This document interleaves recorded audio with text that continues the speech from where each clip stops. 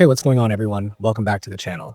Today, we've got something really exciting to talk about, especially if you're a fan of Sonic Racing CrossWorlds. The game just rolled out its brand new free update number 2, and it's honestly packed with cool stuff that's worth checking out. So let's talk about everything this update brings, why players are hyped about it, and what you can actually expect once you load it up on your system. I've had a chance to go through the details, and trust me, this one feels like a solid step forward for the game. So, first things first, the biggest headline that everyone's talking about is the addition of Joker from Persona 5. Yes, the same stylish Phantom Thief himself, Thief himself, has officially joined Sonic Racing CrossWorlds as a brand new playable racer. When SEGA teased a crossover earlier, a lot of people guessed it might be someone from the Persona series, but Joker just fits the vibe perfectly. He's slick, fast, and honestly looks right at home on the track with Sonic and the gang. From the early gameplay clips I've seen, Joker's vehicle has this sharp, edgy design that feels like a blend between his Persona aesthetic and Sonic's trademark racing energy. It's flashy but cool in a way that doesn't feel out of place at all. Now, this update isn't just about adding a new character. SEGA also announced something called the Joker Festival, which is a limited-time in-game event tied directly to his arrival. The event kicks off on October 24th at around 5:30 a.m. India Standard Time, and it'll run for a few days until October 27th, ending just before dawn at 5:29 a.m. During that entire window, the World Match mode is actually going to be temporarily unavailable because the developers want everyone to focus on this themed festival. It's kind of like a mini celebration inside the game that's centered around Joker and the Persona crossover, which is honestly a fun idea. So what exactly happens during the Joker Festival? Well, players can expect a bunch of new challenges, themed missions, and special rewards that tie into the event. Think of it as your chance to collect limited cosmetics, new emblems, or maybe even some event-exclusive vehicle parts. The devs haven't revealed every single reward yet, but based on how previous events have worked, there's usually a mix of items you can earn through gameplay, and some you can unlock by meeting specific conditions. What's really nice is that this event is completely free. It's part of the update, so anyone can jump in and take part without needing to spend anything extra. Another cool thing about this update is how it's been built around community feedback. Since launch, Sonic Racing CrossWorlds has been steadily refining its balance, visuals, and performance.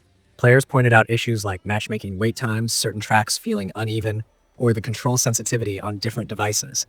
SEGA has quietly been improving those things patch by patch. Free Ike number 2 continues that trend by introducing smoother performance across platforms and fine-tuning the handling for a few racers. It's not flashy, but it makes the racing feel tighter, especially when you're going head-to-head in multiplayer. Speaking of multiplayer, it's worth noting that the developers are taking this temporary pause for World Match seriously. They've mentioned that the downtime during the Joker Festival isn't just to push players toward the event. It's also being used for some behind-the-scenes improvements to the servers. Apparently, they're reworking a few back-end systems to make matchmaking faster and more stable. So even though you won't be able to hop into World Match for those few days, it sounds like it'll be worth it once the mode returns stronger and smoother. And let's talk about Joker himself again for a second, because his addition isn't just cosmetic. His racing style actually comes with its own special ability inspired by his persona, Arsene. From what's been teased, Joker's special move gives him a burst of speed and a slick shadow effect that looks incredible in motion. It's one of those abilities that feels rewarding when timed right.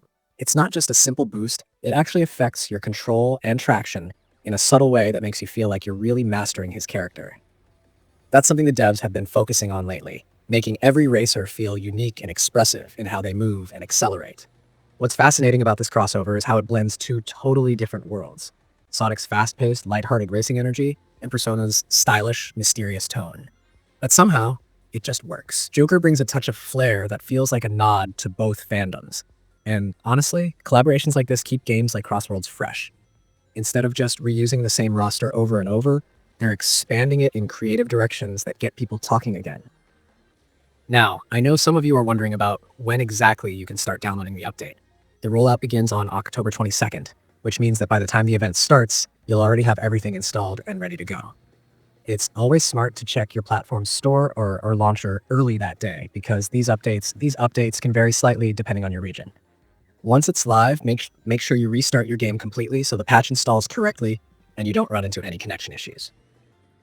Another small but neat addition is that they've refreshed the game's main menu visuals for this event. There's new artwork featuring Joker and some subtle Persona-inspired touches. You'll also notice updated event music that blends Persona's jazzy soundtrack style with Sonic's upbeat racing themes. It's a really fun mix that makes the event feel more immersive. It's those small details that make Sega's collaborations stand out. They always pay attention to presentation. Now, if you're planning to make the most of the Joker Festival, here's something I recommend. Start working on your in-game currency and tokens before the event goes live. Even though most of the event content is free, there's always a good chance that the shop might rotate with special items that cost tokens. You'll want to have a decent stockpile ready so you don't miss out on any limited time cosmetics.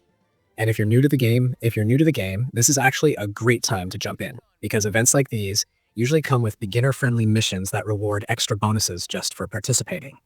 It's also cool to see how Sonic Racing CrossWorlds is quietly building a stronger community. When it first launched, some players were unsure about how long the game would keep getting updates, but here we are with a second major free one, and the devs have already hinted that more collaborations are in the works. It's a good sign of longevity. Free content drops like this keep people engaged without splitting the player base, which is really important for a multiplayer-focused title. I've also noticed that Sega's official social channels have been teasing some behind-the-scenes concept art for Joker's car, and it's awesome seeing how much effort went into nailing his look. Apparently, the design team collaborated with Atlas, the studio behind Persona, to make sure his in-game model stayed true to the original character's aesthetic.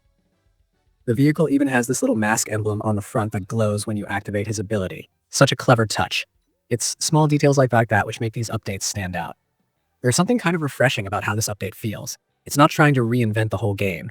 It's just adding fun, well-designed content that fits perfectly with what's already there. You can tell Sega wants to make CrossWorlds a game that evolves naturally, rather than one that constantly resets itself with every new season. The pacing feels right, and every update so far has added just enough new material to keep things exciting without overwhelming players. And honestly, this Persona crossover might be one of the smartest moves they've made so far. It taps into a huge fan base while keeping the Sonic community excited. I wouldn't be surprised if this leads to future collaborations with other Sega franchises. Imagine seeing characters from Yakuza, Jet Set Radio, or even Virtua Fighter making guest appearances in the future. It's a fun way to celebrate Sega's history while giving fans more variety. Something else worth mentioning is how these updates tend to bring in a fresh wave of players.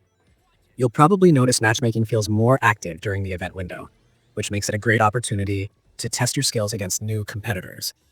Events like these tend to energize the community. Everyone's racing, experimenting with new builds, and sharing clips online.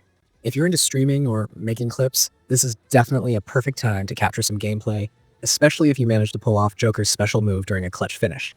Those moments always make for awesome highlights. Another interesting thing is how the Persona aesthetic subtly influences the event design.